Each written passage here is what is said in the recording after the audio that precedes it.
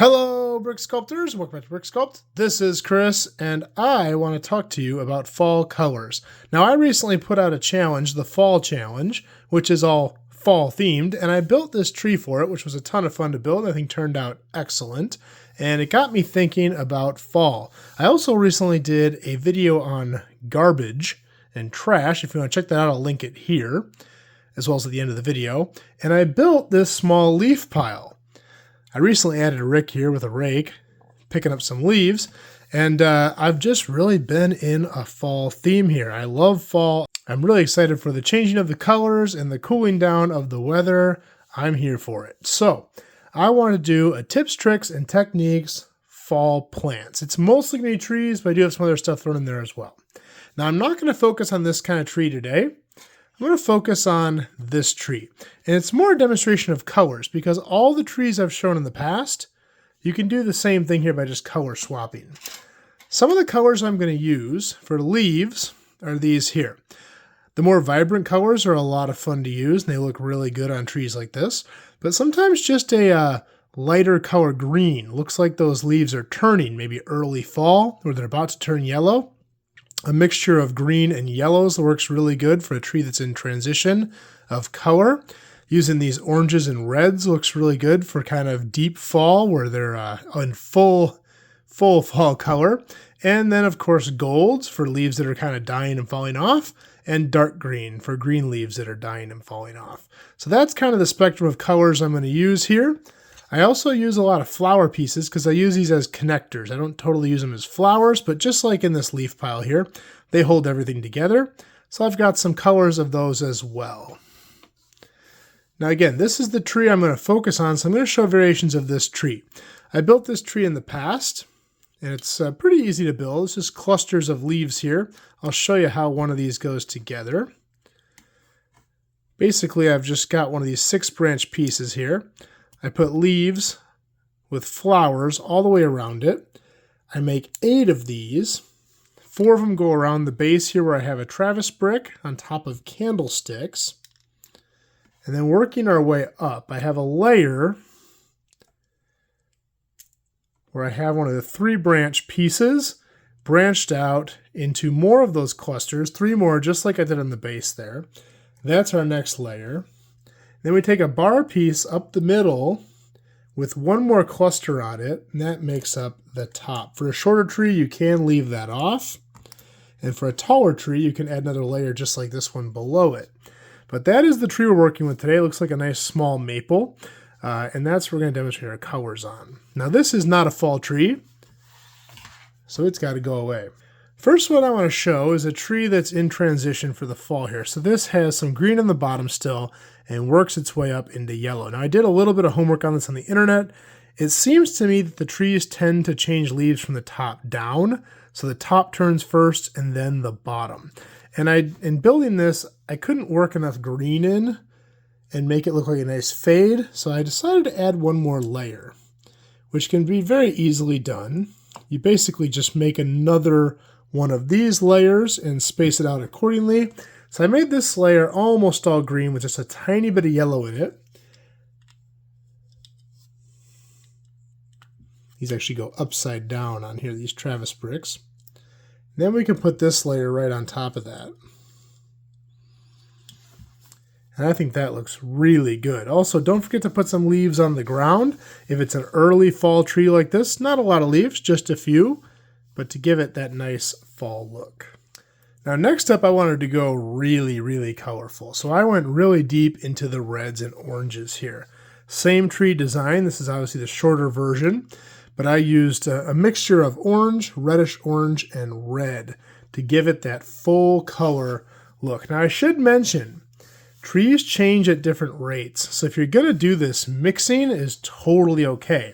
It doesn't have to just be early fall, middle fall, late fall. Trees all change at their own pace. Some will be completely empty of leaves, some are still green. So doing a nice mixture there will make your forests look very realistic. I also decided to make this in a little bit different direction where I decided to go with more of dying leaves. So this is kind of yellow and orange with some gold mixed in. Pearl gold works really well for fall colors because it's got that nice shine to it. And it's got kind of that nice bronzy, goldish, dead leaf color. So those three together just look amazing. Absolutely love how those turned out. Now the next step would be a tree where the leaves are now falling off. And that's what we have here. I switched my color palette into pearl gold and olive green. So it has some green leaves that are falling off.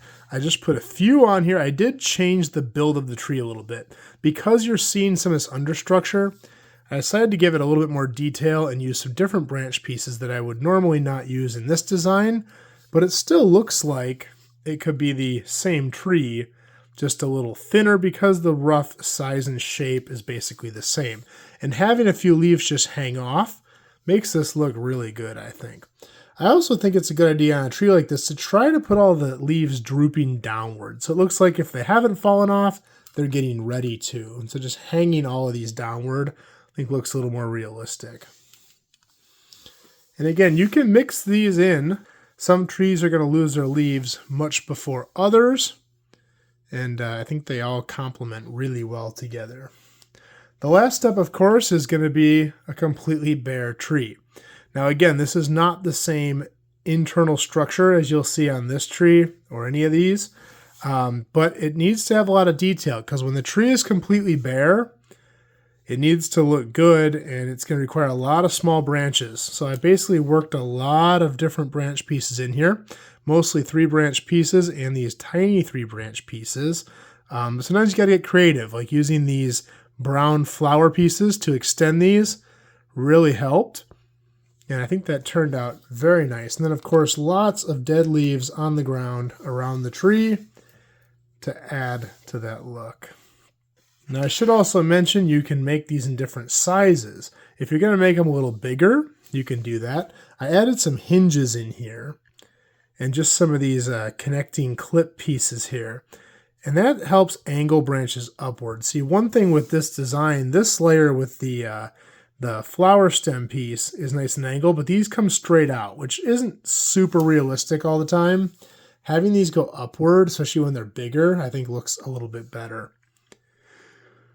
Now on that note, it's also a good idea to make some branches. So if you are decorating like a forest or a neighborhood, having some branches fall down, especially on these ones that have lost all their trees, is not bad. You can also put those kind of next to a leaf pile, but various different branches you can make. I like to use candlesticks and flower stems for larger branches, and for smaller ones, just stacks of flower branches together like that.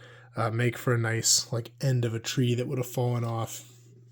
Now let's talk about some other plants. Now the majority of what I did here is trees, but having the right colors in all the plants is important, and using the same color palette, we should adapt some of our smaller plants. So here I really like these 3 leaf pieces in olive green. These ones are just up on some flower stems there to make kind of a bush. It's getting a little thin. Got a little thicker bush down here, in which case I incorporated both kinds of 3-leaf pieces just on one of these 6 stem pieces. One piece I really like for fall plant building is these kind of egg type pieces, or these they kind of look like spiky dry leaves. And here I've just got them on a branch piece, one on the bottom as well, some gold, pearl gold flowers in the middle. These actually aren't attached, they just sit on here because it kind of makes them droop a little bit more, and I think it looks a little more realistic. I really like incorporating these brown flowers as well. These are kind of the sunflower piece, but in brown. I did a little brown flower in the middle there, and it just looks like a kind of dead flower plant, something that would not last into the fall and through the winter. I also did a singular flower here. I've just got that up on one of these small branch pieces to give it kind of an angle. Some smaller flowers here on kind of dead leaves that are not going to last the season. And one of my favorite ways to make kind of a dying plant, or a plant that is losing its leaves for the winter here, just taking one of these 6-branch pieces and just draping 3-leaf pieces over it. You know, when you connect them with flowers, they kind of perk up and look more alive, like these ones. When they're just draped, they look like they've kind of died and fallen. And I've got that in 2 different colors there. Now I wanted to make one last thing because of this amazing fall scene. I've pretty much got my whole fall contest done right here. Just kidding, but I will probably use some of this stuff in it. But I had to make a pumpkin patch just for fun. So here's what I came up with. It's a nice little pumpkin patch and a couple of techniques I decided to use here. Obviously I've got my big classic Lego pumpkin there, but I like to vary the sizes of pumpkins, and these are kind of huge. So having one here or there looks good, but if you use all of these, I think they're too big. So I've got just the orange minifig head. This isn't perfect because it is a little too smooth, but if you have it buried in plants, it doesn't look too bad. But these I really like, and these are kind of those like chrysanthemum flowers. Get this up closer here. Sorry about my ugly thumb. You can see I'm making some progress on that. Right, it's going to be there for another year. But yeah, if I sink a green flower just down in the top of one of these chrysanthemums, it's got some texture on the side. It looks like a nice small pumpkin, so I littered a couple of those in there as well. Now I wanted to put some pumpkin flowers, and pumpkin flowers are almost this identical color here, so I put 4 of those in there. I'm sure there's someone out there saying, well, a pumpkin patch would never have flowers and fruit. I don't know. I'm not that good of a green thumb. I'm a purple thumb. But so you might be right. But you know what? This is my pumpkin patch and my Lego City stuff, so I'll make it however I want. Anyway, so there's my pumpkin patch, and I decided I had to make a spooky scarecrow, and it got a little too spooky, but I really like him. So I used some bits of the Dementor figure from Harry Potter, gave him some arms here made out of branches and a spooky pumpkin head. We can stick him right in the pumpkin patch there. Scare off any Lego crows. By the way, I don't think they make Lego crows. I really want Lego crows. Maybe I've missed them in the catalog. Let me know if they make Lego crows down in the comments, because I could really use some for my fall challenge build. Well, anyway, I hope you guys liked this video. I hope this is helpful for you. If you have any questions, please leave them below. I'll do my best to answer them. If you like this video, please like and subscribe. We'll do more just like this in the future. That's all I have for this time, and we will see you next time.